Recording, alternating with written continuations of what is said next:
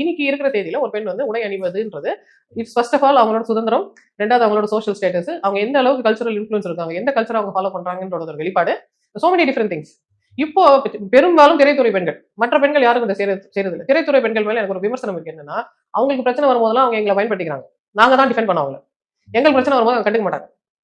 அவங்க அவங்க பழப்பு, அவங்க காசு, அவங்க பிசினஸ் அவங்க போயிடுவாங்க.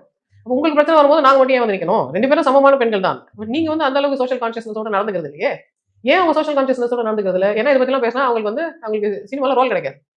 அவங்க பிசினஸ் அவங்க சரிஞ்சிரும். அவங்க என்ன பண்ணா அவங்களுக்கு பிசினஸ் பிக்கப் ஆகுது, உடம்பு காமிச்சா பிசினஸ் பிக்கப் ஆகுது. அதனால அவங்க உடம்பு காமிக்கிறாங்க. ஸ்ட்ராட்டஜிக்கா காமிக்காத மாதிரி காமிக்கிற மாதிரிலாம் காமிச்சுப்பாங்க. அவங்க காமிச்சு போறாங்க. அதை பத்தி எங்களுக்கு பிரச்சனை இல்லை. அது அவங்க பிசினஸ், அவங்க பாடி, அவங்க ஷோ பிசினஸ் எதோ. ஆனா அதை பாக்குற குழந்தைகள் என்ன கத்துக்கிறாங்க? அந்த குழந்தைங்களுக்கு அது சேஃபா? பல்லு வந்து ஒரு பக்கம் இறக்கி விடுறது வந்து ஒரு 13 வயசு பெண் பண்ணுவது அந்த குழந்தைக்கு சேஃபானா? சேஃப் இல்லை. இந்த ஸ்டைல் நம்ம ஃபேஷன் பார்க்க முடியாது. அது ஃபேஷன் இல்ல. It's unnecessarily teasing a man.